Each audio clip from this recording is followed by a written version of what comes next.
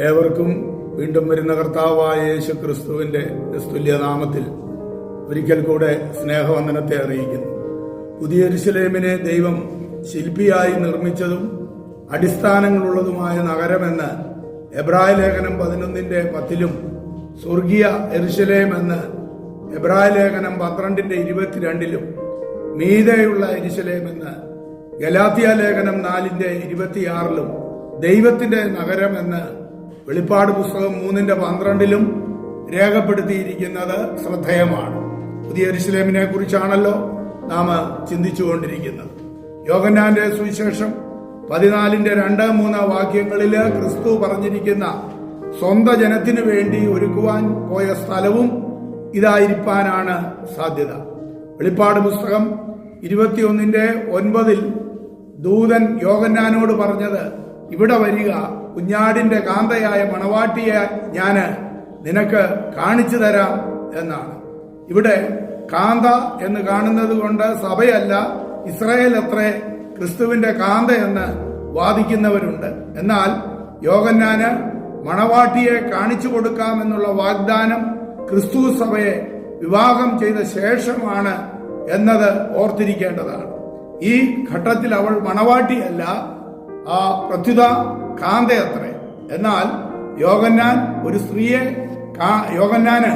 ഒരു സ്ത്രീയെ കാണിച്ചു കൊടുക്കുന്നതിന് പകരം വിശുദ്ധ യെരൂശലേം എന്നുള്ള ഒരു പട്ടണത്തെയാണ് ദൂതൻ കാണിച്ചു കൊടുത്തത് എന്നതും ശ്രദ്ധേയമാണ്. പട്ടണം എന്ന് പറയുമ്പോൾ അത് ഒരിക്കലും അവിടെയുള്ളതായ കെട്ടിടങ്ങളോ അല്ലെങ്കിൽ മറ്റ് സാധന സാമഗ്രികളോ അല്ലല്ലോ.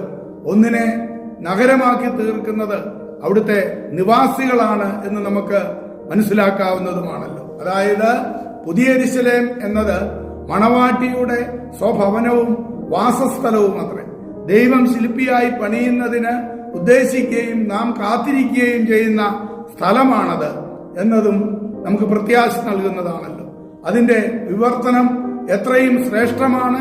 അതിന്റെ ഉത്ഭവം സ്വർഗീയമാകുന്നു. എന്നാൽ അത് സ്വർഗമല്ല, കാരണം അത് സ്വർഗത്തിൽ നിന്ന് ഇറങ്ങി വരുന്നതാണ്.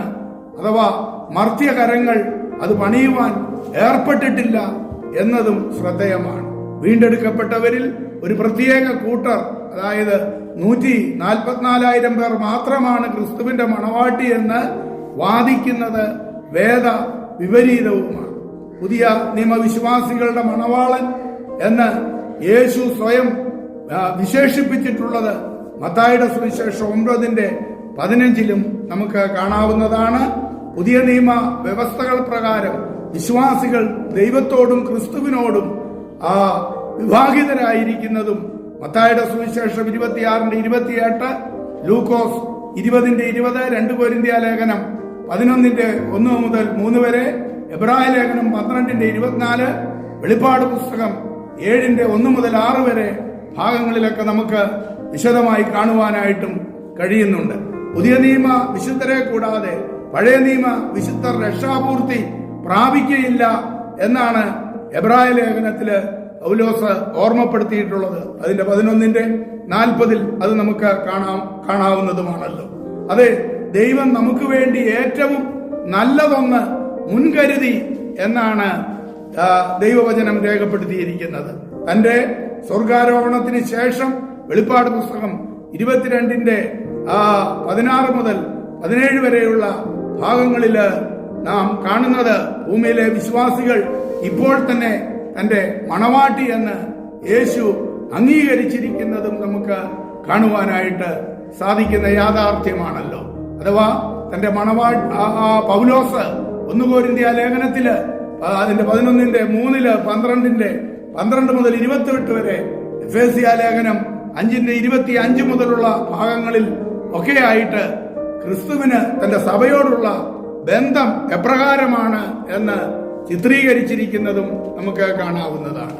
അതെ, ഇവിടെയെല്ലാം നാം വിശദമായി പഠിക്കുമ്പോൾ യഥാർത്ഥമായിട്ട് രക്ഷിക്കപ്പെട്ട് സ്നാനപ്പെട്ട് വിശുദ്ധ ജീവിതം നയിക്കുന്ന തന്റെ വിശ്വാസി മക്കളാണ് കാന്ത എന്ന് നമുക്ക് കാണുവാനായിട്ട് കഴിയുന്ന യാഥാർത്ഥ്യമാണ്. അതെ, ആ പുതിയ യെരൂശലേമില് ആ സഭയാം കാന്ത മണവാളനോട് ഒരുമിച്ച് വസിക്കും എന്നുള്ളത് നമ്മുടെ എത്രയോ പ്രത്യാശയാണ്. ആ പ്രത്യാശയെ പുതുക്കിക്കൊണ്ട് നമ്മുടെ ഓട്ടം നമുക്ക് സ്ഥിരതയോടെ ഓടാം. ഈ തിരുവചനങ്ങളാൽ അവിടുന്ന് നമ്മെ അനുഗ്രഹിക്കട്ടെ. അടുത്ത ദിവസങ്ങളിൽ മറ്റ് അതിനെക്കുറിച്ചുള്ള വർണ്ണനകൾ നമുക്ക് ചിന്തിക്കാമല്ലോ. പ്രിയന്റെ വരവിൻ ധ്വനി മുഴങ്ങും, പ്രാക്കളെ പോലെ നാം പറന്നുയരും. പ്രാണന്റെ പ്രിയനാം മണവാളനിൽ പ്രാപിക്കും സ്വർഗീയ മണിയറയിൽ. പ്രിയന്റെ വരവിൻ ധ്വനി മുഴങ്ങും, പ്രാക്കളെ പോലെ നാം പറന്നുയരും. പ്രാണന്റെ പ്രിയനാം മണവാളനിൽ പ്രാപിക്കും സ്വർഗീയ മണിയറയിൽ.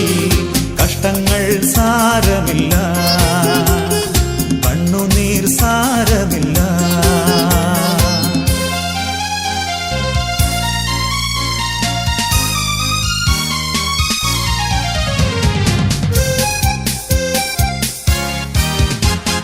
യുദ്ധവും ക്ഷാമവും ഭൂകമ്പങ്ങളും യുദ്ധത്തിൻ ശ്രുതിയും കേൾക്കുന്നില്ലയോ? ഇസ്രായേലിൻ ദൈവം എഴുന്നള്ളുന്നേ. യേശുവിൻ ജനമേ ഒരുങ്ങുക നാം. യുദ്ധവും ക്ഷാമവും ഭൂകമ്പങ്ങളും യുദ്ധത്തിൻ ശ്രുതിയും കേൾക്കുന്നില്ലയോ? ഇസ്രായേലിൻ ദൈവം എഴുന്നള്ളുന്നേ. യേശുവിൻ ജനമേ ഒരുങ്ങുക നാം. കഷ്ടങ്ങൾ സാരമില്ല, കണ്ണുനീർ സാരമില്ല.